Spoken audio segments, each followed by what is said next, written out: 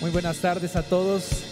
Bienvenidos a Iglesia. Te invito a que te pongas de pie si gustas hacerlo y vamos a cantar al Señor y adoremos juntos a Él. Amén. Gracias, Señor. Mi vergüenza me sepultó.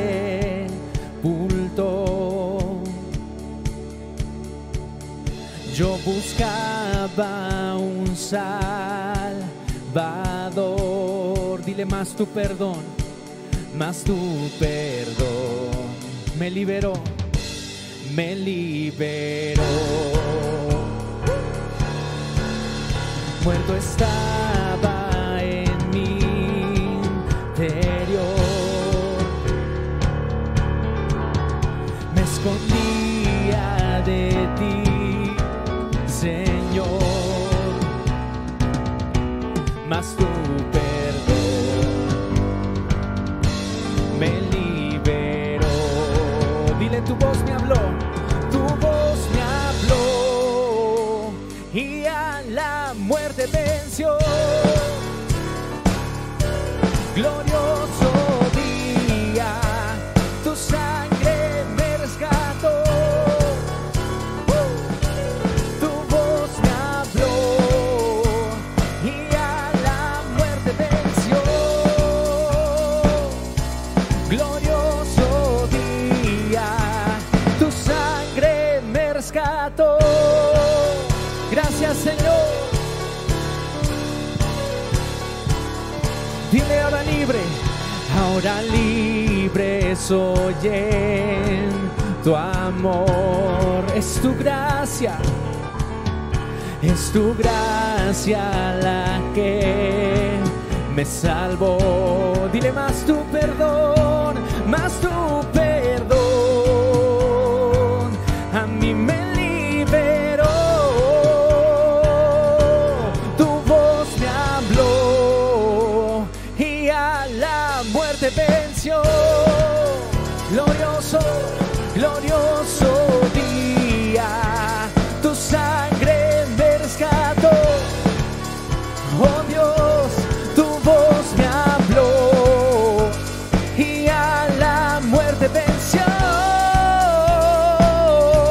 Glorioso día, tu sangre me rescató. Vamos con tus palmas aquí. Gracias, Jesús. De mi pecado me rescataste, en tu gloria cadenas se rompen. Vivía solo y sin consuelo, ahora soy ciudadano del cielo. Tú me sanaste, yo estaba herido. Jesús, por tu amor yo respiro. Tengo futuro, ahora veo, porque tu voz me habló y a la muerte venció. Glorioso día, tu sangre me rescató. Dile: tu voz me habló y a la muerte venció. Glorioso día, tu sangre me rescató.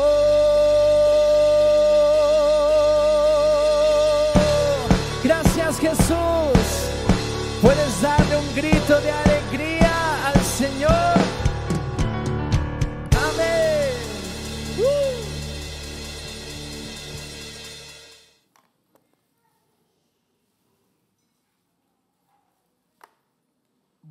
Voy ahora a hablar sobre algo que les voy a revelar en un par de minutos, pero quiero empezar poniendo un poco de contexto sobre esto, y es sobre un concepto que es muy trillado, muy repetido, y es la calidad de vida.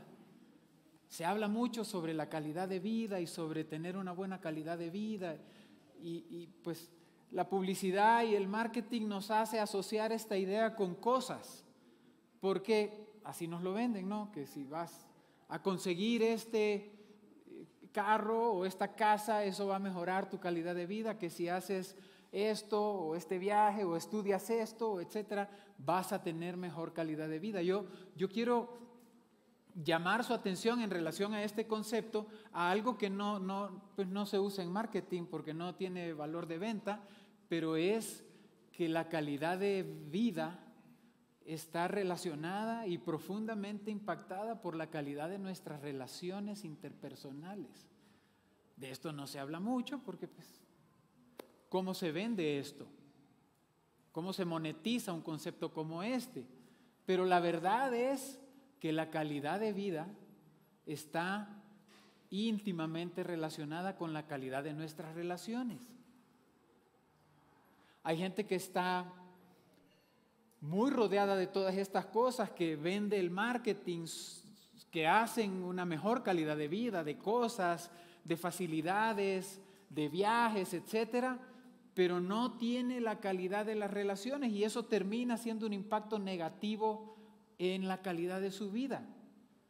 Y esto yo estoy seguro que es un concepto del que poco se habla, del que poco se profundiza, porque de nuevo no tiene valor de reventa, es difícil monetizarlo, pero si lo piensan un momento, ¿qué hacemos cuando tenemos un éxito, cuando logramos algo, cuando algo nos sale bien o también cuando algo nos sale mal? Es buscar a la gente que queremos para compartirlo, ya sea para multiplicar una alegría o para dividir un dolor. Pero todo tiene que ver con las relaciones. Y luego quiero pasar este concepto, solo usarlo como marco y pasar al hecho de cómo se mejoran las relaciones. Porque si estamos de acuerdo en que mejores relaciones hacen una mejor calidad de vida, entonces la otra cosa que debe interesarnos es ¿cómo mejoro mi calidad de vida? ¿Cómo mejoro mis relaciones? Investigando un poco más sobre esto, encontré una frase que es una frase famosa, de hecho, muy conocida, y es esta: la calidad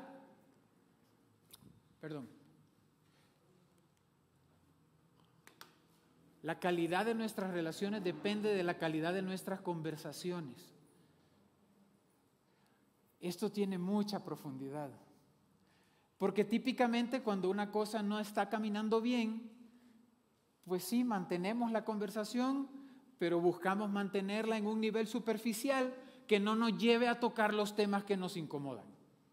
Así que nos mantenemos ahí y todo bien, y sí, qué bien, todo, te felicito. ¿Y de qué hablaron? No, pues hablamos del clima, de la situación política, de la situación económica que está difícil, pero no llegamos a lo que nos interesa.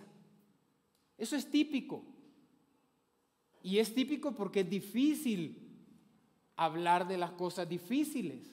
Es difícil entrar en los temas que nos incomodan, porque si esa sale mal, entonces la cosa se tiende a poner peor. Así que nos movemos en uno de dos extremos: o el silencio absoluto, que quiere decir que yo veo lo que no me gusta, que me lo hacen y me lo hacen, o me lo dicen y me lo dicen, y yo me callo,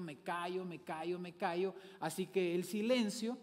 Y el otro extremo es la explosión emocional, que eventualmente llega para todos en un momento en el que ya no puedo soportar más el silencio, y hay algo que hace que yo explote, aunque siempre ando así como, me tocan y ando como olla de presión, pero hay un momento en el que ya no puedo más y entonces exploto, y ahí digo todo lo que me he estado guardando en los últimos meses, semanas o años, y lo digo de la peor forma que se puede decir, de la forma que no es constructiva para la relación. Esto es muy típico, estos dos ambientes, ¿verdad? El del silencio. Hay una forma racional de argumentar por qué prefiero guardar silencio, ¿verdad? Yo, no, el resto importante, no pasa nada. Yo sé por qué lo hace, yo sé por qué me lo dice. Yo explico las razones por las que está pasando lo que está pasando, y entonces yo me sigo callando, y voy guardando eso que eventualmente explota. Y hay un tercer campo, y es el de las personas que dice: yo no tengo pelos en la lengua y yo le digo lo que necesite decirle a quien sea, cuando sea, sin ningún filtro, ¿verdad? Es sincericidio diario. Todo lo que dice, boom, le disparo, y yo digo lo que pienso. Hay un esquema de esto para hacerlo en una forma sana y es mantener conversaciones constructivas en relación a los temas que son importantes. Pero ¿por qué estoy hablando de esto? Porque dentro de las conversaciones hay un tema que es más relevante que la conversación sola y es las preguntas. Las preguntas son claves. ¿Qué pregunto? ¿Qué respondo? ¿Qué me pregunto a mí mismo? Esas cosas son absolutamente claves para poder tener una conversación efectiva, incluso conmigo mismo. Mucho más con la otra persona, ¿verdad? ¿Qué le voy a preguntar? ¿Por qué estamos como estamos? ¿Por qué nos relacionamos de esta forma? ¿Por qué no hablamos de las cosas que son profundas? ¿Por qué no hablamos de las cosas que pueden hacer un cambio en la forma en la que nos relacionamos? Así que si la relación fuera una casa con muchos cuartos, hay cuartos en los que podemos entrar juntos sin ningún problema. Al cuarto en donde hablamos del clima, al cuarto donde hablamos de la política, de la economía, pero al cuarto donde hablamos de nosotros, y te voy a decir las cosas que me hacen daño de cómo nos relacionamos, a ese cuarto no podemos entrar juntos. Difícil y es típico, es muy típico. Y yo quiero dejar esto como reflexión porque creo que es un motivo para pensar en esto, porque si realmente creemos que se puede mejorar la calidad de la vida a través de eso, pues hay que considerarlo, ¿no? Y la otra es una pequeña reflexión en relación a las preguntas. Las preguntas nos llevan a explorar nuestros verdaderos fundamentos, nuestros valores fundamentales y por qué pienso como pienso y por qué hago lo que hago. Todo lo que hacemos tiene conexión con una creencia, todo, absolutamente todo. No siempre somos conscientes de cómo esa creencia se conecta con el comportamiento, pero todo lo que hacemos tiene conexión. O sea, si yo les digo ahorita, salgamos corriendo porque me avisaron que viene un meteorito y va a caer aquí, posiblemente se rían. Le digo, Alfonso, está loco.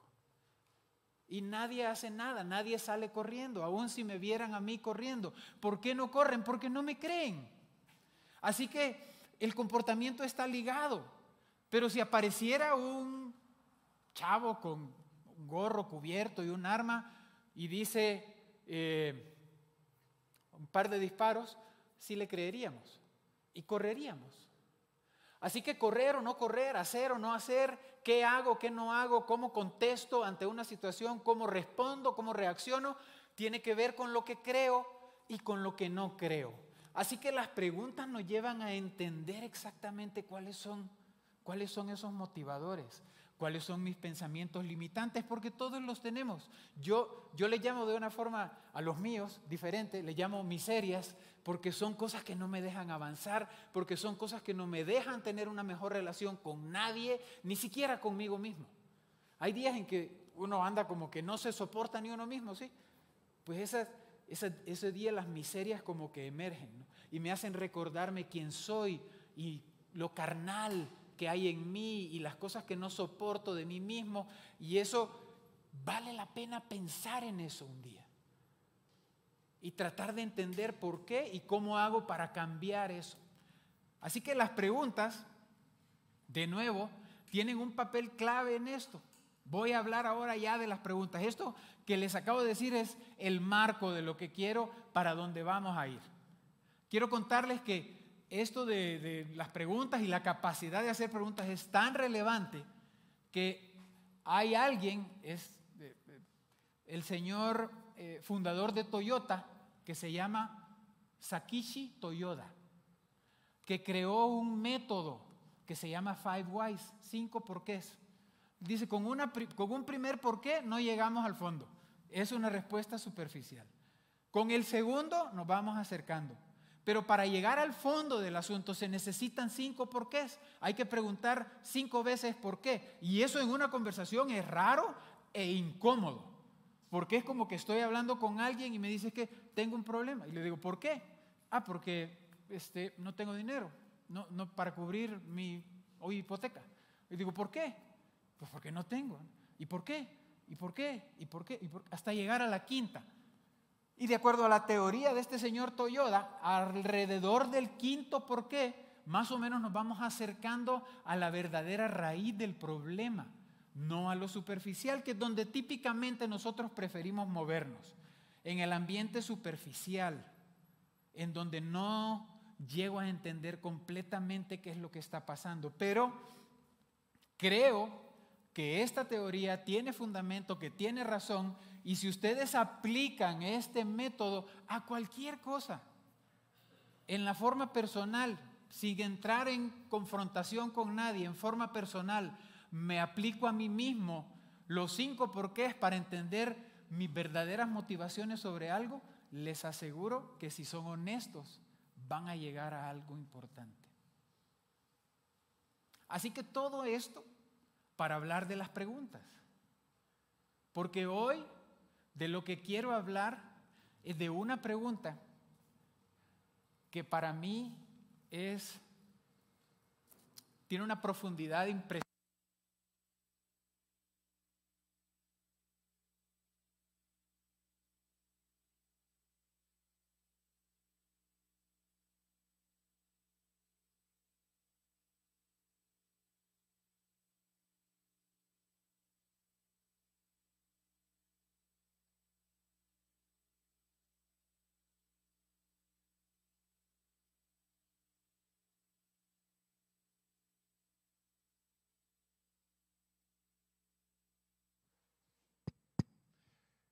Tiene una capacidad impresionante para hacer preguntas. Así que en la Biblia hay muchas preguntas que Él hace y que llevan un objetivo. Y hoy quiero compartirles esta, y es la forma en la que se llama este mensaje.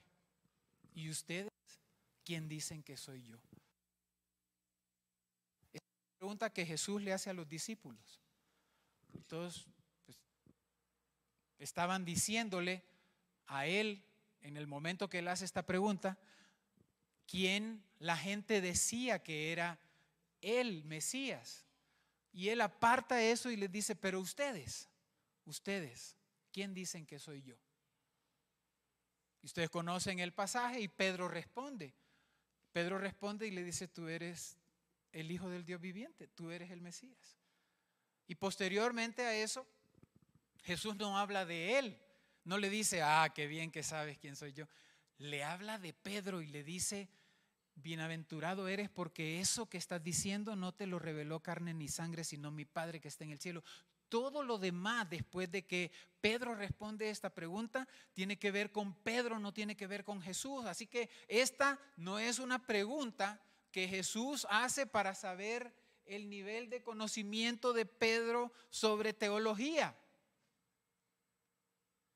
Es una pregunta que Jesús le hace a Pedro para entender más sobre Pedro, no tanto sobre Jesús. Y creo que aplica exactamente igual para nosotros. Esta pregunta, ¿y ustedes quién dicen que soy yo? Tiene más que ver con quién somos nosotros que con quién es Jesús. Porque la verdad de Jesús es inmutable. Eso no va a cambiar, Él es quien es. Así nosotros respondamos lo correcto o no respondamos lo correcto, Jesús es Jesús, el Hijo de Dios, el Mesías esperado. Punto. Pero sabiendo eso Él y no teniendo Él un problema de identidad por el cual deba de andar preguntándole a la gente, ¿saben ustedes quién soy yo? Porque no lo tiene. La pregunta tiene que ver conmigo. La pregunta tiene que ver con si yo entiendo quién es Él. Y la profundidad que tiene esta pregunta, para mí, tiene que ver con que dependiendo de cómo yo contesto esa pregunta, creo que así puede ser la calidad de mi vida en el presente, así puede haber sido la calidad de mi vida en el pasado, y definitivamente lo que va a pasar en el futuro con mi vida tiene que ver con quién es Él para mí. Así que tiene una profundidad enorme. Pero como hablé hace un momento, esta pregunta, como cualquier otra pregunta, se puede responder de una forma superficial o de una forma más profunda. Y creo que esa es una decisión de cada quien y que ha estado ahí por siempre, ¿no? Entonces, realmente la respuesta a esta pregunta puede ser racional o puede ser con el corazón. Si nosotros damos una respuesta racional a esta pregunta, si nosotros contestamos con nuestro conocimiento que pues tú eres el Hijo de Dios, el Mesías esperado, ahí puede morir. Pero hay otra forma de contestarle. Y lo que yo quiero proponer aquí es que dependiendo de cómo se conteste, esa respuesta nos puede llevar a dos lugares diferentes o a varios lugares diferentes. Si nosotros contestamos de una forma racional y viendo el comportamiento de Jesús en relación a cuando Él tenía una conversación o hacía una pregunta, es que volvía a hacer otra, ¿no? Tras una pregunta iba otra. Así que esto de los 5 porqués posiblemente no se lo inventó el señor Toyoda, sino que ya era una práctica. Pero si contestamos de forma racional, posiblemente eso nos lleve a un lugar muy simple, y esto está escrito en la Biblia, y es: pues este pueblo de labios me honra, pero su corazón está lejos de mí. De nada sirve que me rindan culto, en vano me honran. Esto está escrito. Así que podemos saber quién es Él, podemos conocerlo, pero al nivel superficial. Y responder esa pregunta de forma superficial porque me resulta conveniente, porque es mejor para mí no involucrarme con lo que representa contestarla desde mi corazón, porque a donde me va a llevar posiblemente no me guste. Pero hay otra forma de contestarla, y la otra forma de contestarla es con el corazón. Y con el corazón me va a llevar a otro lugar, me puede potencialmente llevar a otros lugares diferentes. Yo busqué solo algunos de los versos a los que creo que una respuesta como esta, saliendo del corazón, nos puede llevar. Y aquí se los comparto. Porque después de decirle a Jesús que Él es Dios, fácilmente nos podría preguntar cualquiera de estas. ¿Y por qué me llaman Señor y no hacen lo que les digo? ¿O hasta cuándo van a seguir dudando? Posiblemente más conocido en la versión Reina Valera, que posiblemente han visto más. ¿Hasta cuándo claudicaréis entre dos pensamientos? Si Él es Dios, seguidlo, o seguid a Baal, pero decídanse por uno. Y lo que me parece relevante de estas preguntas, de todas, es que seguramente tienen que ver con nosotros, porque nada de lo que está escrito en la palabra no tiene que ver con nosotros, todo tiene que ver con nosotros. Que no te he dicho que si crees verás la gloria de Dios. Yo recuerdo un momento particular en donde esta pregunta tuvo mucho que ver conmigo, muchísimo, muy profundamente, y cuestionaba mi fe. O sea, ¿realmente crees o no crees? Porque te he dicho que vas a ver la gloria de Dios. Posiblemente mi entendimiento de gloria de Dios es una cosa diferente a la que Dios entiende como gloria de Dios. Pero esta pregunta estuvo ahí durante mucho tiempo enfrente de mí, en el entorno de una situación muy difícil, muy retadora, preguntándome: ¿realmente crees o no crees? ¿Eres capaz de creer o no eres capaz de creer?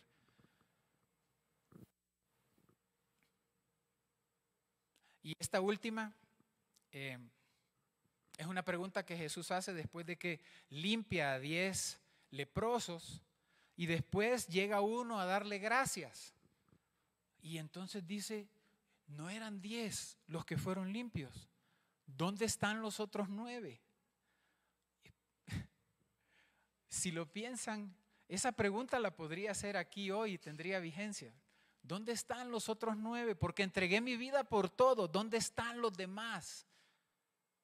Me sacrifiqué por la salvación de todos. ¿Dónde están los demás? ¿Qué hicieron los demás? Y yo creo que perfectamente nosotros mismos podemos preguntarnos: ¿a qué grupo pertenezco? ¿Al de los 9 o al del 1? ¿Quién sería yo en esta historia? ¿Los 9 que se fueron a celebrar o el 1 que regresó a dar gracias? ¿Quién soy yo? Y seguramente responder esa pregunta me va a llevar a otra y a otra y a otra hasta que entienda bien cuáles son mis motivaciones y dónde está mi relación con Jesús. Porque cada respuesta que damos define un poco quiénes somos. Cada cosa que decimos define un poco quiénes somos y muestra un poco de lo que hay adentro. Teníamos un maestro de consejería bíblica que decía, hablaba sobre esto y la capacidad de hacer preguntas y lo importante que es hacer las preguntas correctas, y que por cierto es lo mismo que cuando estudié psicología, es lo mismo que le enseñan a un psicólogo en psicoterapia. No es a dar consejos, es a hacer preguntas para que cada quien llegue a sus propias conclusiones. ¿No? Porque dar un consejo tiene el peligro de que el consejo salga mal. Y luego yo soy responsable de que yo te aconsejé hacer eso y no salió bien. Así que se trata de que cada quien llegue a su propia conclusión y tome su propio plan de acción. Y ni siquiera un terapeuta puede decirle, ese plan de acción está bien o ese plan de acción está mal. No, no puede. Es decir, y crees que ese plan de acción va a dar el resultado. Y es un poco cansado, ¿no? Pero realmente al seguir el proceso, sí, esto tiene la capacidad de llevarnos a un buen lugar, a un buen entendimiento de dónde estamos, de dónde están nuestras relaciones. Entonces, si respondemos con el corazón, nos exponemos a ser vulnerables, y ahora está de moda, ¿no? El ser vulnerable, el exponerse y permitir que la gente vea dentro de mi corazón y conozca un poco más sobre mí. Yo creo que eso está bien, pero es mejor que yo conozca un poco más sobre mí, que yo conozca un poco más de mi relación, de por qué funciono como funciono, por qué cada vez que me sucede esto reacciono de una forma explosiva, por qué, qué es lo que hay dentro de mí que hace que eso suceda.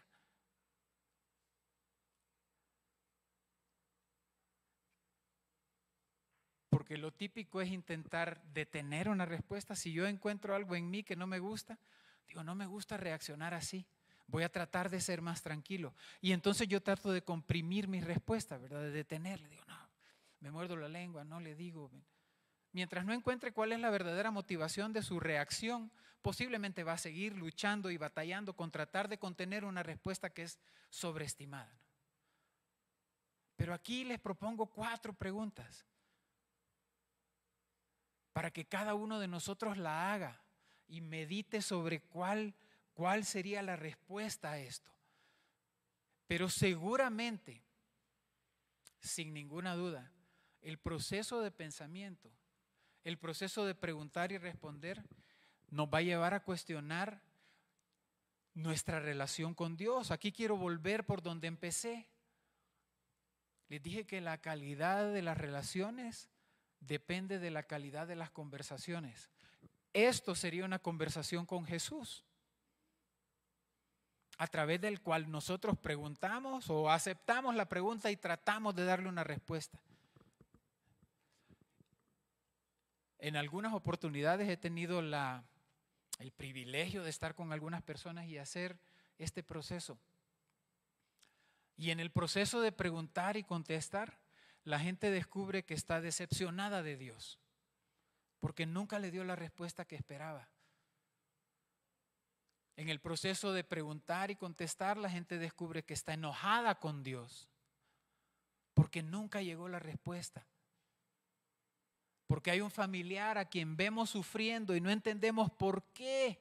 ¿Por qué no cambia esa situación? Si tiene el poder para hacerlo, ¿por qué no cambia? ¿Por qué tiene que sufrir? Pero sucede que es distinto. Si es difícil decirle a un ser querido cercano que estoy molesto con él por algo, aceptar que estoy enojado con Dios es mucho más difícil, ¿o no? Suena como imposible, ¿verdad? Decir, no, yo no puedo ni pensar en la idea de estar enojado con Dios. No puedo ni pensar en la idea de que Dios me haya decepcionado de alguna forma. Pero quiero decirles que eso está dentro de mi corazón. No tiene nada que ver con Dios. Él es soberano y tiene un plan que está por encima del nuestro. La Biblia lo dice. Sus pensamientos no son nuestros pensamientos y sus caminos no son los nuestros. Aceptar eso es difícil, sobre todo cuando las cosas no están yendo como yo quiero que vayan. Pero quiero que piensen en esto. Si a través de estas preguntas alguno de nosotros puede llegar a la conclusión de estar enojado con Dios y tomar la decisión de cambiar esa realidad, el impacto que eso puede hacer sobre la calidad de su vida es enorme, enorme. Y llegar a sus pies y decirle: sí, estoy enojado, estoy decepcionado porque esperaba esta respuesta y no sucedió, porque todo pensé que iba a suceder, todo me indicaba que esta bendición iba a suceder y no sucedió y estoy decepcionado. Si puede tener el valor de hacer eso, estoy seguro, sin ninguna duda, que al lugar al que ese proceso de pensamiento lo va a llevar es a un lugar mejor a donde estamos ahora en nuestra relación con Dios. Porque cuando no podemos tener una relación buena con Dios, entonces nuestra forma de relación personal se transforma en activismo religioso y en hacer cosas y en ofrendar y en diezmar y en involucrarme en 1000 actividades y hacer esto y lo otro y sentir que estoy sirviendo. Quiero decirles algo: el servicio es bienvenido, pero el servicio no reemplaza la relación con Dios. Eso es personal y está en un nivel mucho más alto que el servicio. Usted puede servir o no servir, eso no importa. Eso cae en una categoría diferente.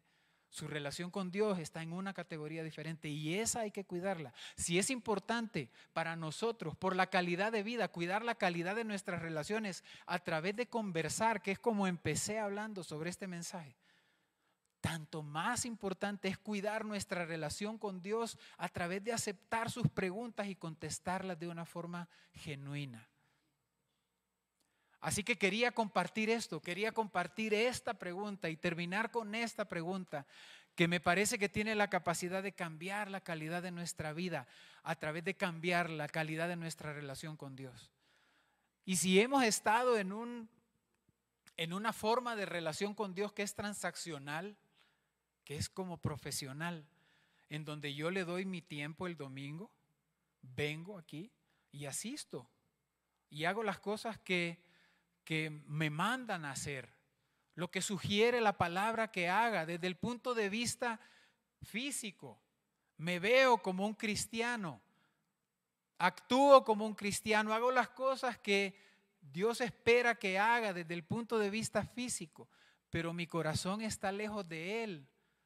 Leímos hace un momento que de nada sirve rendirle culto.